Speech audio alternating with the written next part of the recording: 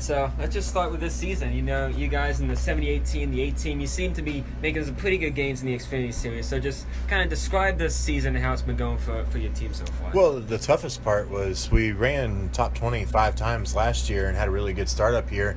And then we just picked a year to come into it.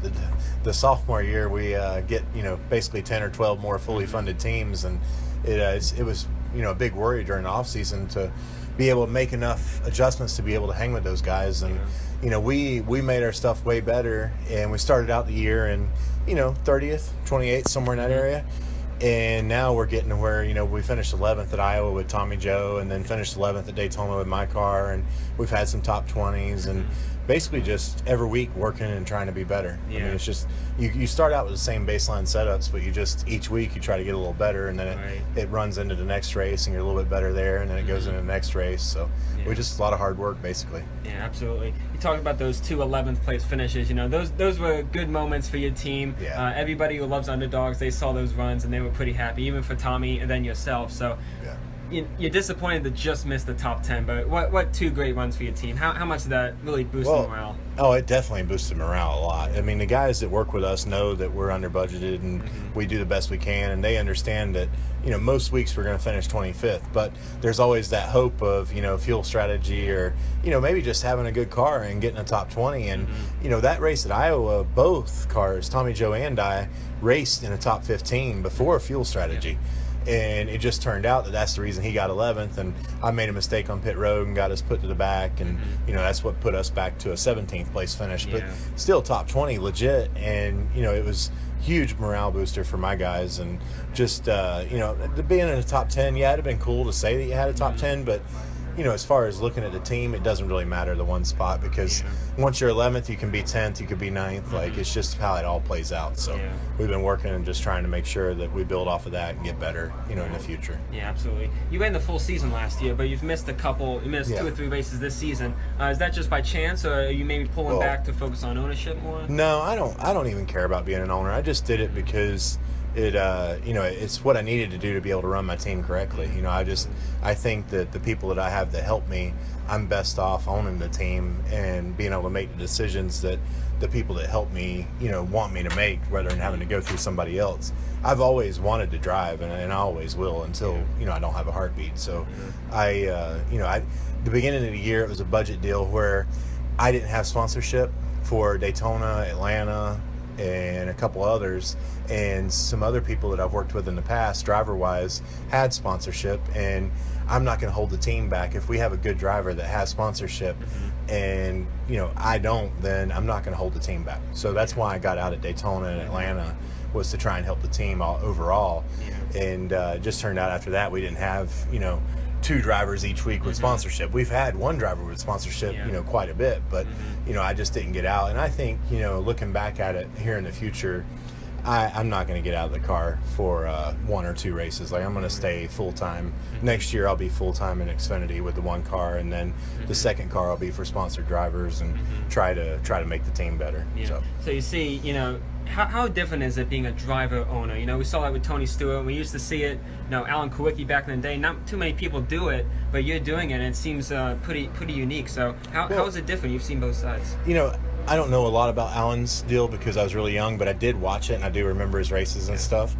And, basically the difference between, I would say, Alan and Tony Stewart and I is, I know Alan didn't do it until he had his things right and in order and went at it when he did it. He was not under budgeted.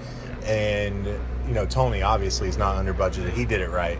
And I was, from a small town in Florida called Wauchula, and I have tried to come from there to NASCAR's world, and it's a big jump. So I knew I was going to have to start under budgeted to be able to try to build the team to one day have sponsorship and be able to run where Alan Kulwicki ran and Tony Stewart's team ran. So I had no choice but to build it, because Alan Kulwicki had a name and so did Tony Stewart. I didn't. So there was no way for me to start out right off the bat with the perfect funding to go run a top 10 team. And I knew I was going to have to take this step, be here for a couple of years in this level, and then hopefully we can attract sponsorship once we have a team and be able to move our team up to 15th and then to 10th and then the top 5s, and then once you're in the top 10 you can win.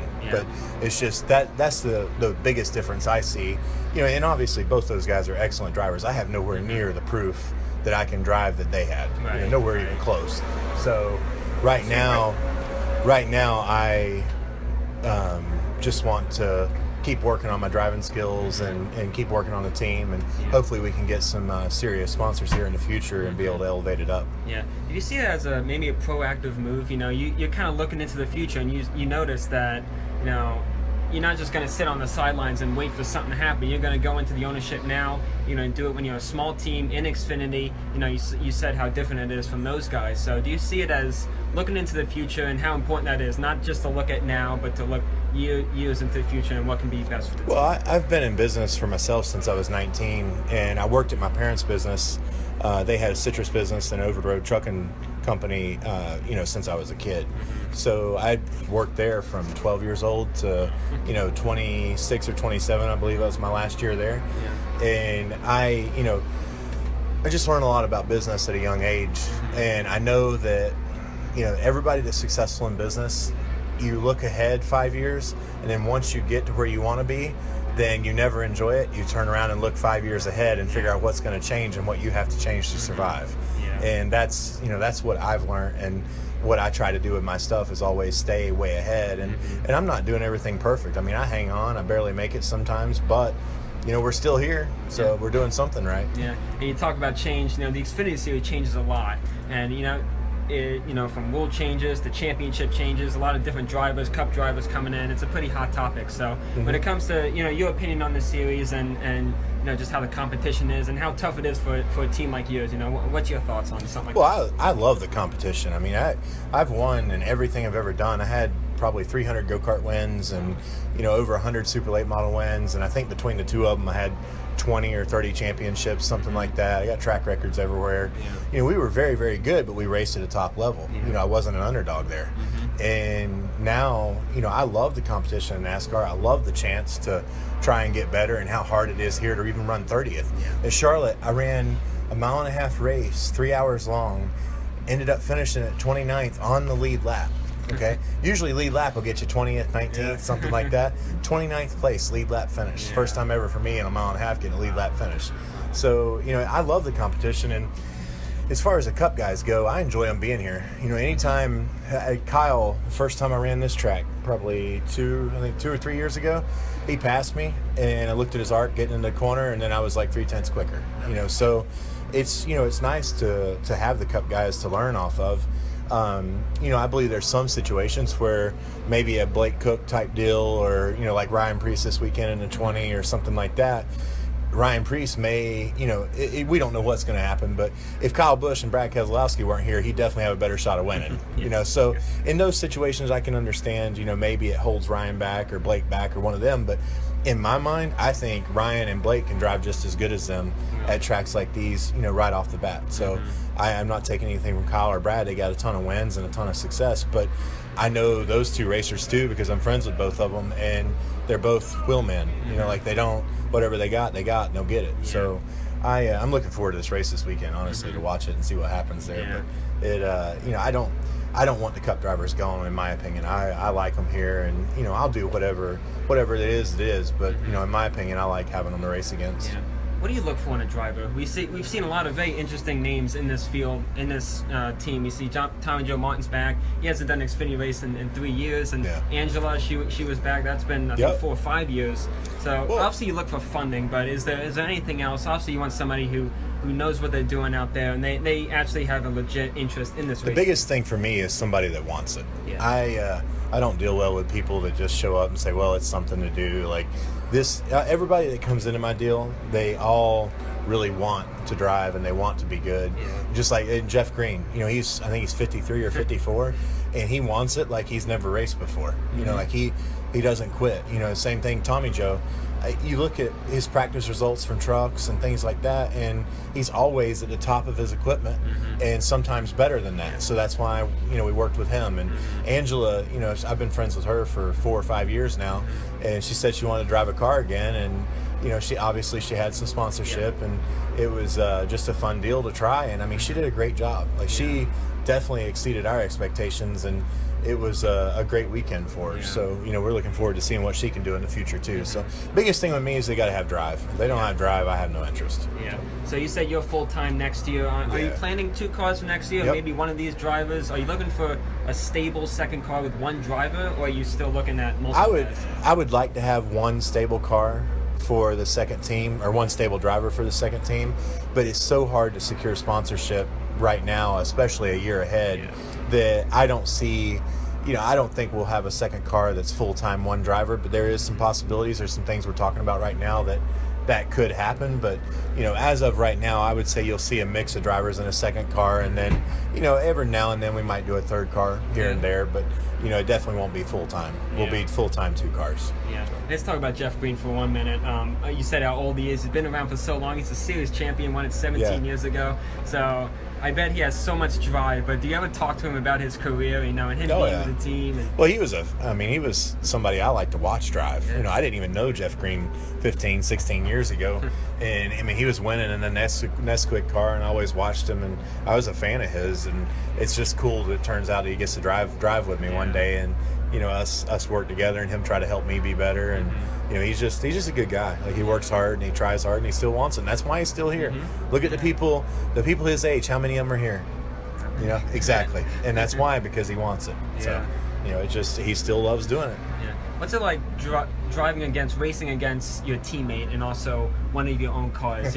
As an owner, it's as I said, something you don't see a whole lot, but you do it every week. Restarts are a little difficult, because we're usually, like today we're 300ths apart on lap time, and we're always on top of one another. So, I try to race it like he's not there, but you kind of got to be smart too and make sure you don't slide into your own car. So it's definitely a touchy situation, and you have to watch it. But it's like at Daytona, we let Jeff, his plan, he wanted to be up front. He's a good drafter, and we thought he could stay far enough up front to where he wouldn't get caught up in a wreck. So we left Jeff up in the mix, and I stayed in 20th to 25th all day.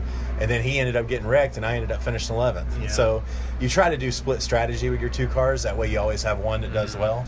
But sometimes it ends up you're right on top of one another, and you have to be smart and make sure you don't crash one another. Yeah, I'd be willing to bet that I'd say once every 2 or so years that the team cars will get into it, just because you race for the same real estate. Just like Johnny Davis with his 3 cars. The 4 cars usually ahead of the 0 and the 0-1, but the 0 and the 0-1 are always right with me and my team car. So it's it's always a fun deal, us racing one another, and we have a good time doing it. Yeah. You haven't had any issues yet? No. You never had any issues with one of your other cars? No, I believe we hit one another at Michigan in the middle of a wreck, but that wasn't a big deal. And then I think we may have rode one another at Iowa because we were both racing in the top 15 there for a little bit, but nothing that matters. And even if I own them both, and I don't care, I want him to drive, and if I wreck hitting him or trying to pass him, then it just is what it is. Like what I tell everybody that drives my second car is drive me like you would anybody else. Like, don't worry about it. So we're gonna race, and whatever happens, that's the reason we got a fab guy, and things put cars back together. So we'll just do what we got to do. Yeah, we talked about competition. You returned to the Cup Series last week at Kentucky. It was your first time in a couple years, so getting that together, where did that come from? Is that something that came out? I've been bugging people like Rick for, ever since I drove here 2 years ago. And finally, Rick said yes. So it's just the same way I got in the car 2 years ago. I bugged Mike Hillman Sr. I think he went in his office once a week for I swear 3 years, asking him to let me drive, and I got a lot of no's and a lot of well, maybe. And then Singer called me the week in New Hampshire, and he's like, "You want to drive?" And I was like, "Yeah, I'll drive."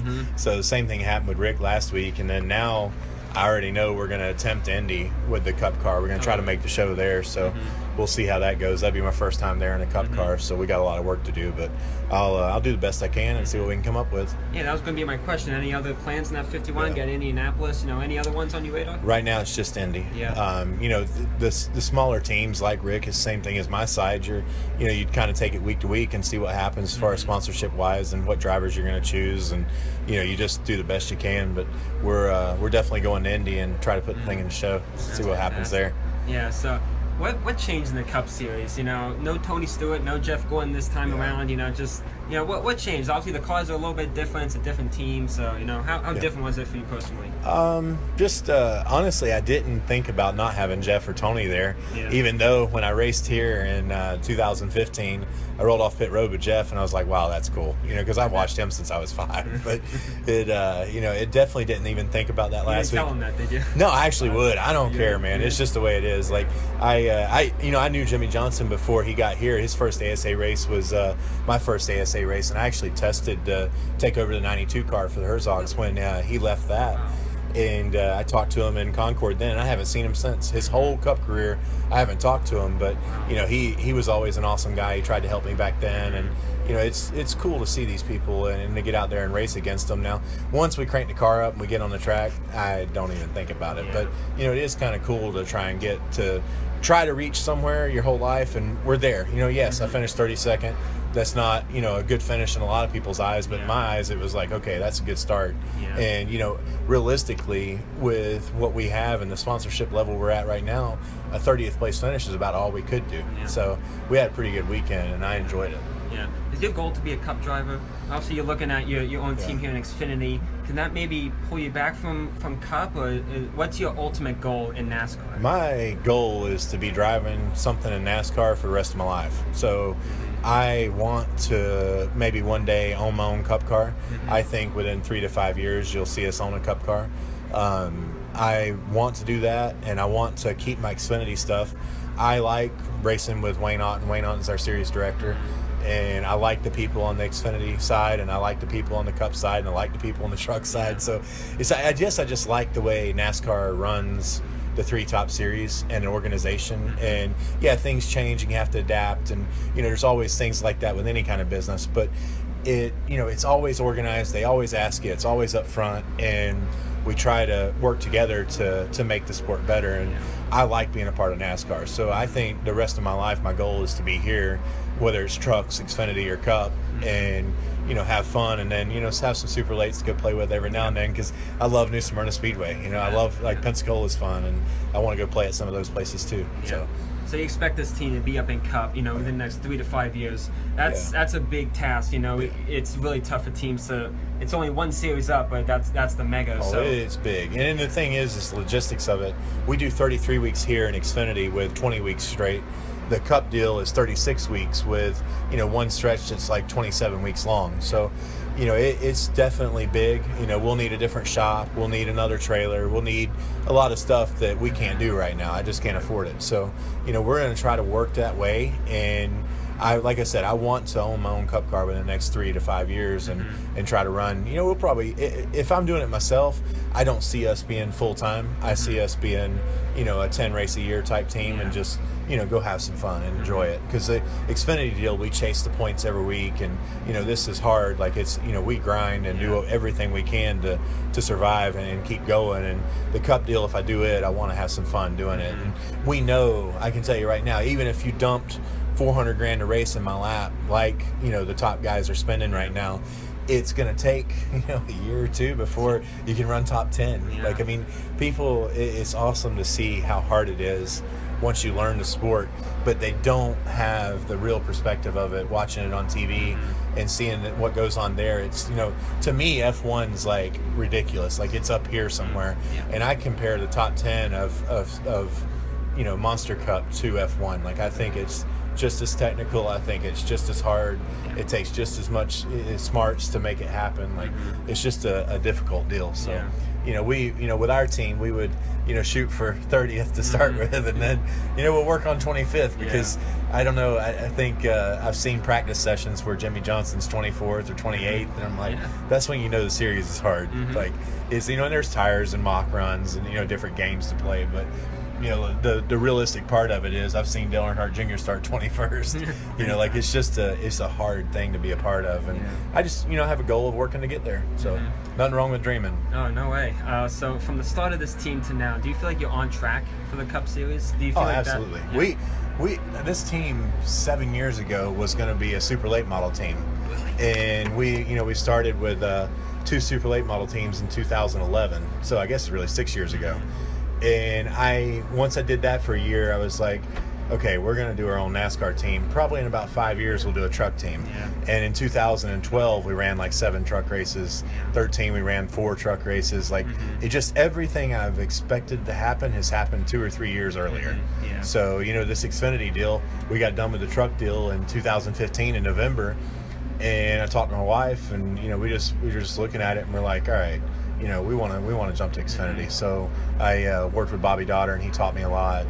And we just started up the Xfinity deal, and here we are. Yeah. So we definitely move quicker than we expect. Yeah. And how did the charter system affect things? Yeah. That's only a couple years in. Did that really affect how you were looking at how this could all play out? It definitely changed things. I still can't figure out if it's better or worse, because the charter deal is moving around up and down as far as the value of them and what it takes to get one, and there's always teams going out and teams coming in because of sponsorship, because the cup level, if you don't have $12 or $13 million worth of sponsorship, you can't make it through the year. That's to run 35th. So it's hard to keep that, and there's teams that can't keep that, so they shut down, and then their charter's up for grabs, and it's just a matter of whether you can secure sponsorship at the right time to make sure you could buy the charter to turn around and run the season. So the charters did that, and like I said, I think it's good, because if you secure sponsorship for a cup season, you can actually secure a starting spot and guarantee your sponsor a starting spot, which is hard to sell in Xfinity and truck, because you have to work your way up to having a guaranteed spot, which there's honestly no guaranteed spots in trucks or Xfinity. You have to go off provisionals, and then once you're in the top 30 in points, you're pretty safe. But there's still no guarantee, and when a sponsor is spending millions of dollars, it's hard to get that without them having a guarantee. So the charter, I believe, helped that aspect of it. And now, like next weekend in Indy, there's 4 open spots, and I believe there'll be 5 cars without charters going for them, so there'll be 1 car going home. The nice thing about it is you only have to beat 1 car to get in the show. So on the Xfinity side, you have to qualify top 33. And you may have to beat 10 or 13 cars, which, like I said, either way, it's entertaining and fun. And I can't put a definite answer whether it's good or bad, but that's just some of the insight into it. Yeah. And 2 more questions. Your thoughts on finishing out this season. What are your realistic goals? Obviously, you're looking at that top 10 again. You were so close a few times. So looking at realistic goals and what you hope to accomplish going into 2018. Realistic goals for us is 25th to 20th each week. I am not shooting for a top 10 anywhere right now, because realistically we just don't have the resources or the infrastructure to pull it off. So in my head, if we're 20th to 25th with a couple of top 20s, it's a very successful finish to the year, and then we'll work on during the off season, work on next year and try to get better. And what are the plans for that second team, Tommy Joe Martins? Any more races he has planned? Maybe a few other drivers. I know Tommy Joe will be back at least 5 to 10 more times, something like that. And then Angela's got some more races, and we got Cesar Baccarella's going to drive at Iowa, and probably 2 more races. And then we got Stephen Young going to come out at Watkins Glen for his NASCAR debut. And we'll see. Looks like he's going to run the other 2 road courses also. So, a lot of stuff in the works that's not finished yet, but we'll just see how it goes and get it done. Yeah. Final question. You always have this nice skulls, pretty much all over your race car, over your shirt, on the hauler, on her shirt. So what is it with? I'm not sure what's it. Everybody asks me a definition or why do you like skulls, and I'm like, honestly, I can't tell you. I've always liked stuff that looks a little on edge, I guess is what you would say. I've always liked tribal. I've always liked different skulls, and all my vehicles are black. Like, I just have always looked like that, and I have a different image. I've always had a different image with everything I've ever done. It's nothing new. And I just like what I like, and I own my own team, so we do what we want to do right now. It's just the way it ended up. So no particular definition of why. I just enjoy what I like. Yeah, you stand out, that's for sure. Yeah, So definitely appreciate your time. No, Best luck this weekend. Yeah, appreciate it. Great stuff. Thank you.